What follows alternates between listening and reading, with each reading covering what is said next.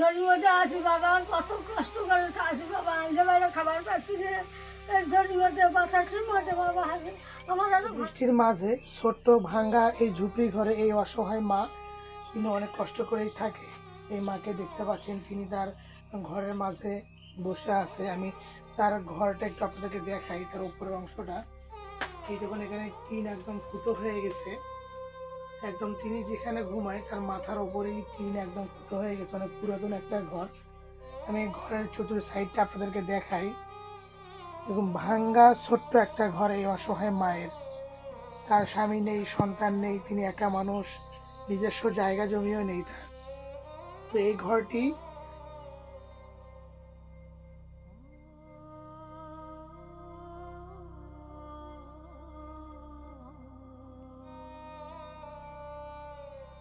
পনেরো 20 বছর আগে এই বৃদ্ধ মায়ের স্বামী এই ঘরটি তাকে দিয়ে গেছে।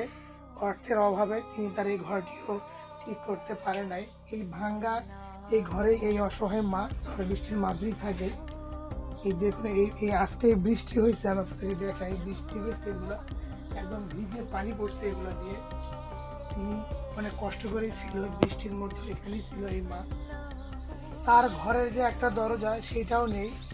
এখানে দেখতে পাচ্ছেন দরজাটা, এটা মানে শুধু একটা টিন বেঁধে রাখছে। তিনি এখানে গিয়েই এই রাত্রেবেলা ঘুমায়। আসলে চতুর সাইড দিয়ে থাকা যায় না। এখানে গিয়ে কুকুর বা বিড়াল এগুলো ঢোকার সম্ভাবনা। ছোট্ট ভাঙ্গা এই ঘরেই এই অসহায় মা, তিনি এখানেই রান্না করে। এখানে একটা চুলা দেখতে পাচ্ছেন, এখানে তার হাঁড়ি পাতিল সব কিছু এখানে রাখা আছে। আর রান্নার জন্য যে খড়ি প্রয়োজন এগুলো এখানে দেখতে পাচ্ছেন।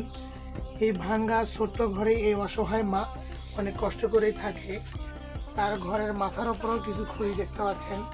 তিনি গ্রামে গ্রামে ভিক্ষা করে খায়, তো অর্থের অভাবে তার এই ঘরটা করতে পারতেছে না।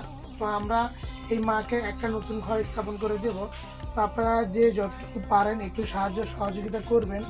আপনাদের সামান্য সাহায্যের কারণে এই অসহায় মা তিনি যতদিন বাঁচবে।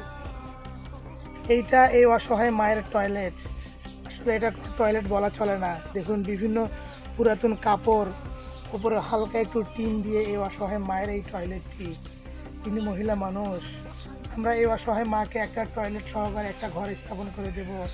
আপনারা যে যতটুকু পারেন একটু সাহায্য সহযোগিতা করবেন। এই যে তার টয়লেটের অবস্থাটা দেখুন। স্বামী হারা, সন্তান হারা এই অসহায় মায়ের ঘরের সামনের অংশটুকু একটু দেখুন। মাটি দিয়ে এই অসহায় মায়ের ঘরটি নির্মাণ করা, অনেক পুরাতন একটা ঘর। এই মা দেখুন, তার ঘরের মাঝের অবস্থা আর একবার আপনাকে দেখাই। তার ঘরের যে একটা দরজা, সেই দরজাটুকু নেই। ভাঙ্গা এই দরজা এখনো পানি জমা হয়ে আছে। এই যে দেখতে পাচ্ছেন ঘরের মেঝেতে পানি, এই যে এই মেঝেতে পানি স্যাঁতসিত হয়ে আছে। অনেক কষ্ট করেই থাকে এই অসহায় মা। আমার তোমার কাপড় করে করি বাবা, আমার কেউ নেই বাবা, আমি নির্বুদ্ধির মতো বাবা।